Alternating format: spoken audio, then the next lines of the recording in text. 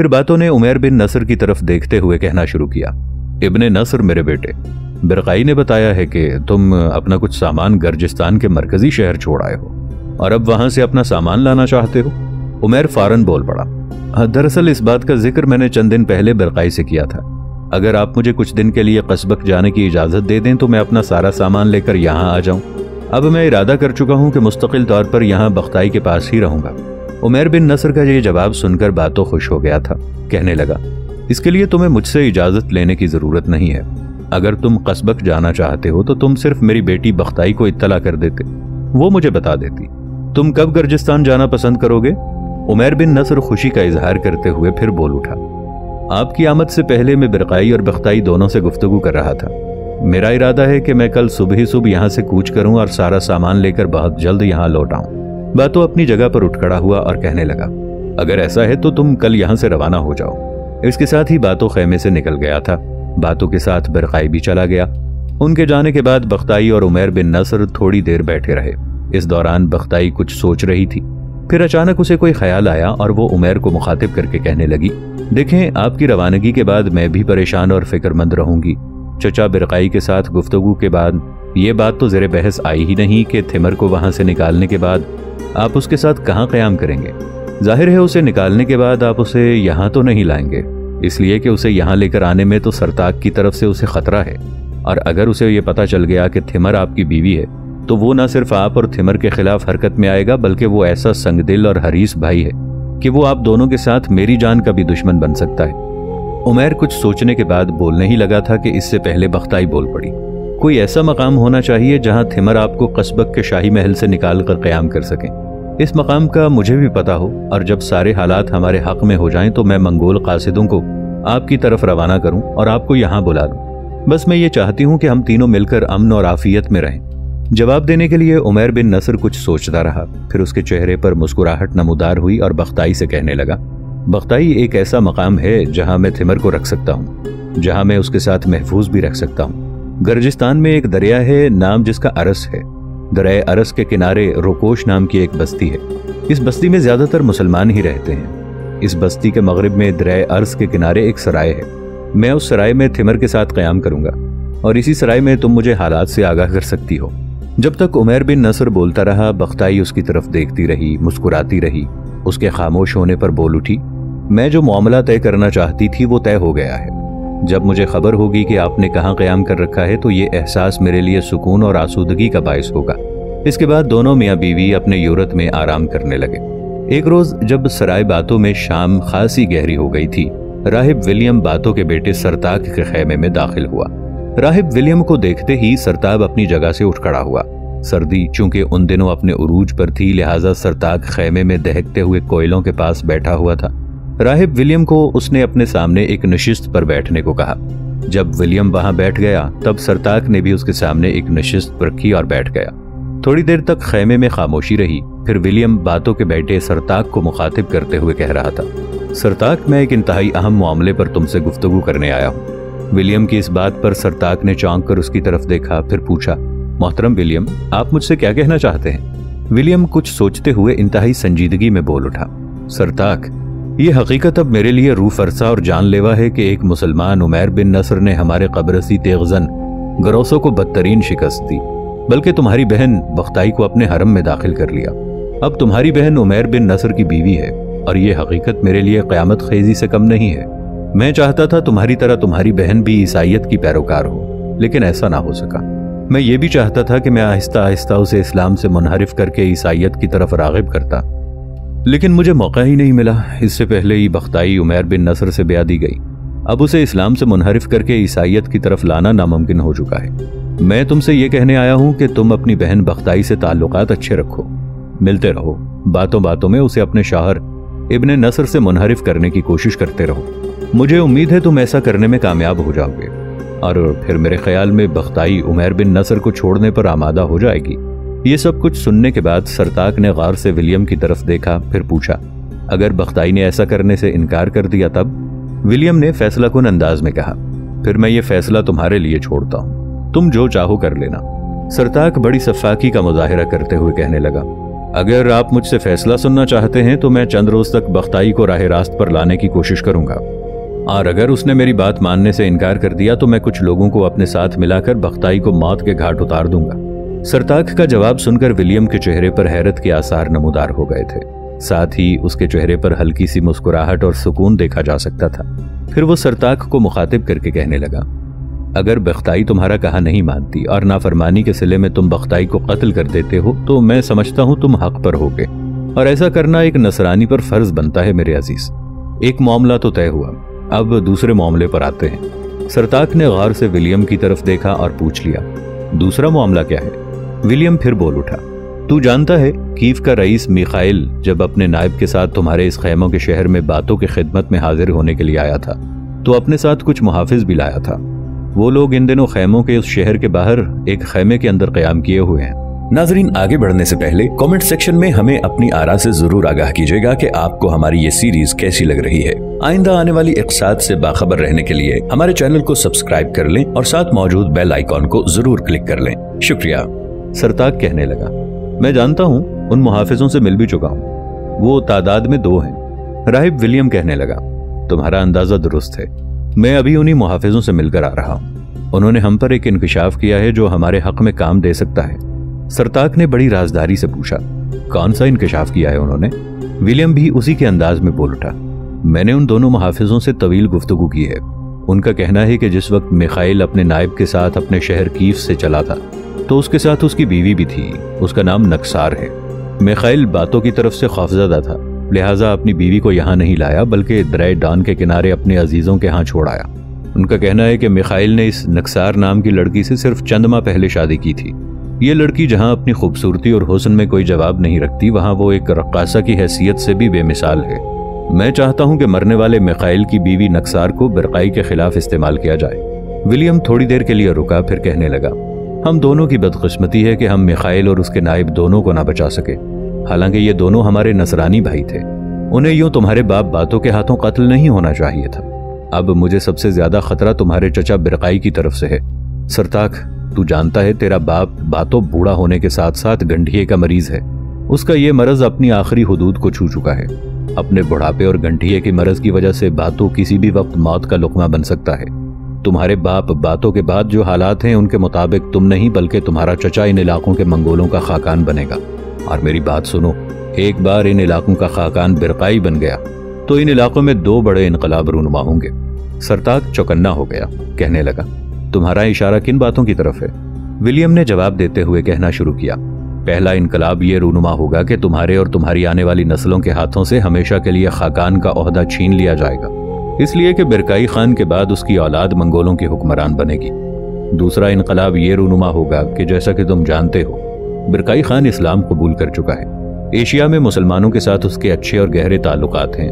बातों के बाद देखना, इन इलाकों में बिरकाई खान और उसके साथियों की वजह से इस्लाम फैलेगा और दूर दूर तक नसरानियत का नामो निशान नहीं मिलेगा।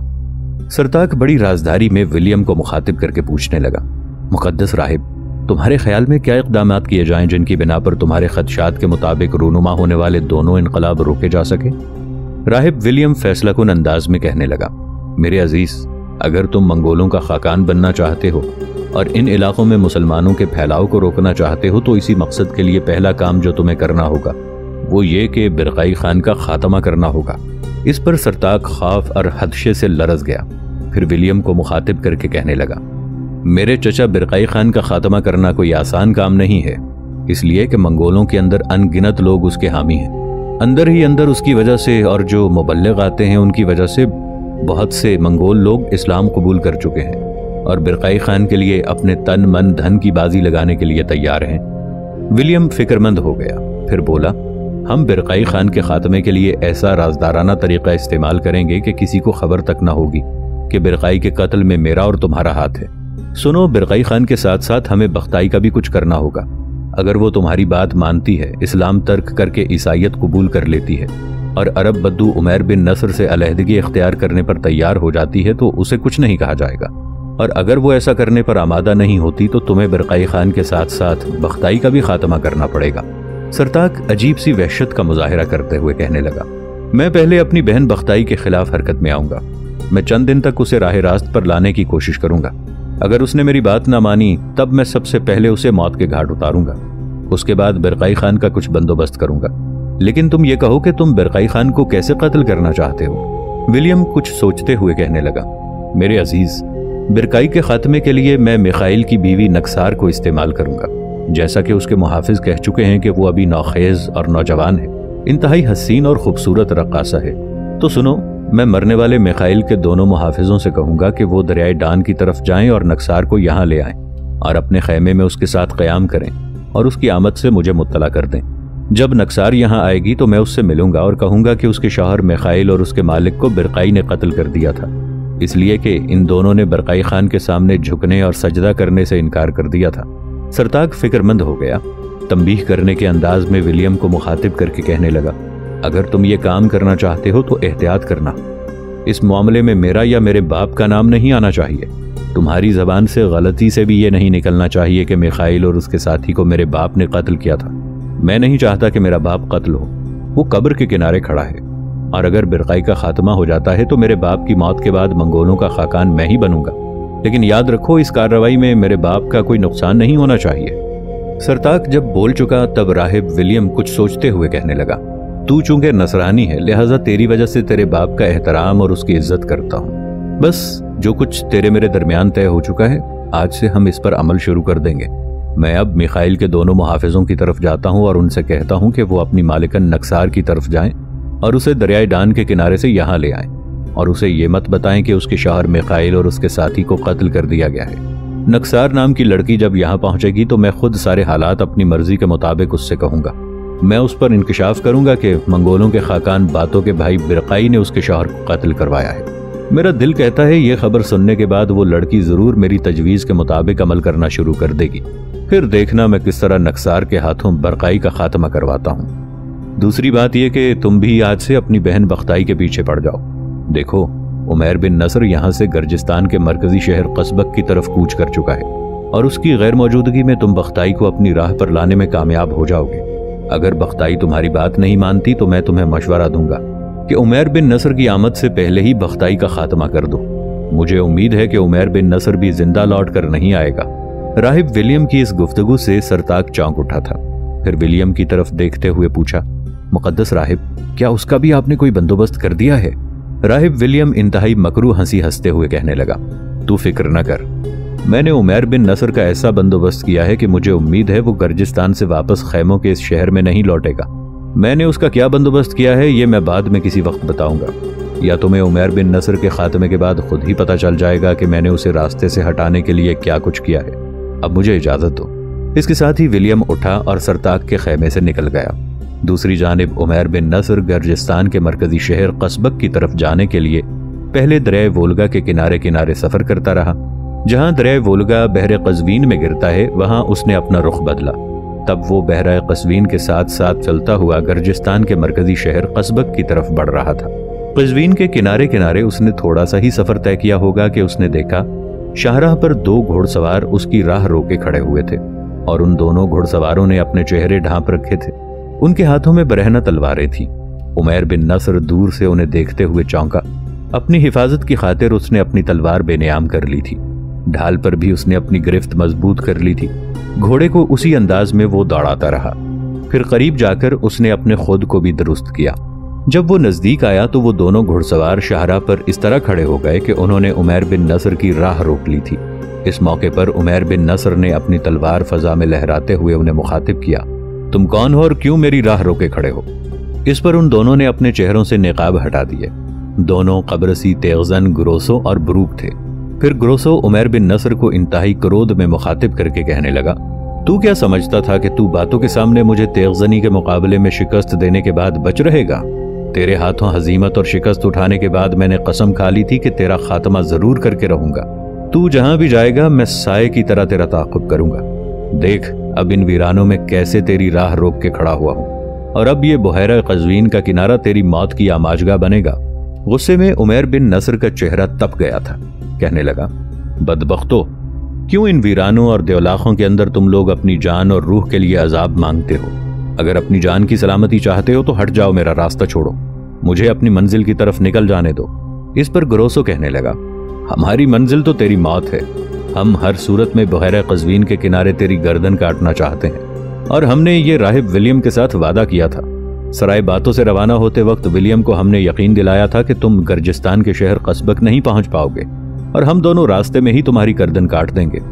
عمیر بن نصر اور زیادہ غضبناک ہو گیا، بھڑک جانے کے انداز میں بول اٹھا، پیشہ ور قاتلوں، اگر تمہارے یہی ارادے ہیں تو اپنے دل کے صفحات پر لکھ رکھو کہ میں اکیلا ہی اس کارگاہ ہستی میں سوچوں کا بوجھ، بے کراں وسعتوں میں فرقتوں کا سایہ بن کر تم پر حملہ آور ہوتے ہوئے تم پر یوں چھا جاؤں گا جیسے سیاہ گوشہ شب میں موت کا تاریک اور عمیق ہیولہ بکھر جاتا ہے۔ عمیر بن نصر کے ان الفاظ کے جواب میں گروسو کہنے لگا، اتنی بڑھ چڑھ کر باتیں نہ کر، بحر قزوین کے کنارے ہم دونوں تیری حالت خونی شکنوں، تہذیب کے بوسیدہ خیموں، شکستہ اور منہدم در و دیوار جیسی بنا کر رکھ دیں گے۔ تجھے مارنے سے پہلے ہم تجھے شکم گرسنا، جگر تشنا اور قلب دریدہ کر دیں گے، اپنے منفی کردار کی پوری خونخواری سے تجھ پر وارد ہوں گے، اور تیری ذات میں سکون برباد کر دینے والی حرص و ہوس کی تلخی گھول کر رکھ دیں گے۔ عمیر بن نصر نے پہلے جیسے غضبناک انداز میں کہنا شروع کیا، بدبختو، ان کوہر آلود فضاؤں میں تم پر زوال و فنا کے عناصر چیختے چلاتے صحراؤں، عقوبت کے سمندر کی طرح نزول کروں گا، اور تم دونوں کو شب کی آخری ساعتوں کی زہریلی آوازوں، درد کے قلزم اور صدیوں کی زنگ آلود صدائے مرگ میں ڈبوتا ہوا یہاں سے نکل جاؤں گا۔ تم اپنی پوری طاقت، اپنا پورا زور لگا لو، میں تم دونوں کو اپنی راہ سے ہٹا کر گرجستان کے مرکزی شہر قصبک ضرور پہنچوں گا۔ گروسو، تو اس سے پہلے منگولوں کے خاکان باتوں کے سامنے بھی میری تیغزنی کا فن دیکھ چکا ہے۔ اب اگر تو اس دھوکے اور فریب میں ہے کہ تیرے ساتھ تیرا ساتھی بروک بھی ہے اور یہ کہ تم دونوں مل کر مجھے اپنے سامنے مغلوب کر لو گے، تو پھر یہ تمہارا فریب نظر ہے۔ میں تو دشت کی ان تنہائیوں میں تم دونوں کے سر کاٹ کر گرجستان نکل جاؤں گا۔ یہاں تک کہتے کہتے عمیر بن نصر چوکنا ہو گیا۔ گفتگو کا سلسلہ اس نے بند کر دیا تھا، اس لیے کہ اس نے دیکھا کہ گروسو اپنا ہاتھ لباس کے اندر لے گیا تھا۔ پھر پلک جھپکتے میں گروسو حرکت میں آیا، لباس کے نیچے سے اس نے خنجر نکالا اور تاک کر عمیر بن نصر کو دے مارا۔ عمیر بن نصر محتاط تھا، گہری نگاہ گروسو پر رکھے ہوئے تھا، لہٰذا اس نے فوراً اپنا دفاع مکمل کر لیا۔ اپنی ڈھال سامنے لاتے ہوئے گروسو کے خنجر کو اپنی ڈھال پر لیا۔ پھر عمیر بن نصر طوفانی انداز میں حرکت میں آیا۔ جو ہی گروسو کا خنجر اس کی ڈھال سے ٹکرایا، اس نے پھرتی سے کام لیتے ہوئے خنجر پر گرفت کی۔ اس نے تاک کر خنجر گروسو کے ساتھی بروک کے دے مارا۔ وہ خنجر بروک کے دل میں پیوست ہو گیا تھا۔ خنجر لگتے ہی درد کی شدت کے باعث بروک ایک طرف جھک گیا۔ دوسری جانب گروسو اپنے ساتھی کو زخمی دیکھ کر پریشان اور فکر مند ہو گیا تھا۔ اس موقع سے عمیر بن نصر نے فائدہ اٹھایا۔ وہ جنگل میں کسی وحشی اور برق کے کسی کوندے کی طرح حرکت میں آیا، اپنے گھوڑے کو غسیلی ایڑ لگاتے ہوئے آگے بڑھایا۔ پھر اس نے تلوار بلند کی اور پہلے ہی وار میں گروسو کے ساتھی بروک کی گردن کاٹ کے رکھ دی۔ فضاؤں میں ایک ہولناک چیخ بلند ہوئی اور پھر ان ویرانوں میں چاروں طرف ویرانی طاری ہو گئی۔ گروسو اپنے ساتھی کے اس طرح مارے جانے پر افسردہ اور پریشان ہو گیا تھا۔ بروک کا خاتمہ کرنے کے بعد عمیر بن نصر اپنے گھوڑے کو عین گروسو کے سامنے لایا، ہلکا سا ایک قہقہہ لگایا، پھر کہنے لگا، سن درندہ صفت کتے، میں نے تیرے ساتھی کا خاتمہ کر دیا ہے۔ اپنے اس ساتھی کی ہمراہی پر تو اتراتا تھا، اب وہ موت کے اندھے غاروں اور اجل کی سرحدوں سے بھی آگے نکل چکا ہے۔ اب یہاں ان ویرانوں میں مارگزیدہ کی طرح ڈستی خاموشیوں اور نیم کے کڑوے ذائقے سے دو چار سکوت کے اندر گروسو، میں تیرے کاسہ سر میں مرگ کے سکے بھروں گا۔ تیرا پالا ایسے زہر سے پڑے گا جو تیرے سارے جسم میں پھیل کر تجھے فنا کر کے رکھ دے گا۔ اس کے ساتھ ہی عمیر بن نصر نے کچھ سوچا، اپنے گھوڑے کو ایڑ لگاتے ہوئے اس نے بڑھایا اور گروسو پر وہ حملہ آور ہو گیا۔ گروسو نے اپنی ڈھال پر عمیر بن نصر کا وار لیا، جوابی حملہ کیا جسے عمیر نے بھی اپنی ڈھال پر روک لیا تھا۔ پھر دونوں ایک دوسرے پر بڑھ چڑھ کر حملہ آور ہونے لگے تھے اور ان ویرانوں میں کوشش کرنے لگے تھے کہ اپنے مقابل کو زیر کر کے فتح مندی کا اعلان کریں۔ ایک بار گروسو نے عمیر بن نصر پر ہولناک حملہ کیا جسے اس نے اپنی ڈھال پر روکا۔ عمیر بن نصر نے حملہ آور ہونے کا ایک نیا انداز اپنایا، اپنی ٹانگ کو پھیلا کر اس نے آگے کیا، پھر اس نے اپنے پاؤں کو اس کے گھوڑے کی پسلیوں پر جماتے ہوئے اس قدر زوردار قوت کا جھٹکا دیا کہ گروسو کا گھوڑا توازن کھو بیٹھا، گرنے کے قریب تھا کہ گروسو فوراً اپنے آپ کو بچانے کے لیے زین کے ہننے کو پکڑ کر سنبھلنے کی کوشش کرنے لگا تھا۔ یہ گروسو کے لیے بڑا نازک اور خطرناک لمحہ تھا۔ اس سے عمیر بن نصر نے فائدہ اٹھایا، اپنی تلوار فضا میں بلند کر کے گرائی اور گروسو کو اس نے دو حصوں میں کاٹ کے رکھ دیا۔ دونوں کا خاتمہ کرنے کے بعد عمیر اپنے گھوڑے سے اترا، اپنی تلوار اور ڈھال صاف کر کے تلوار کو اس نے نیام میں کیا، ڈھال اس نے زین سے باندھی، ग्रोसो और ब्रोक के हथियार भी साफ करके उसने उन पर कब्जा कर लिया। इसके बाद उन दोनों के घोड़ों को आपस में बांधा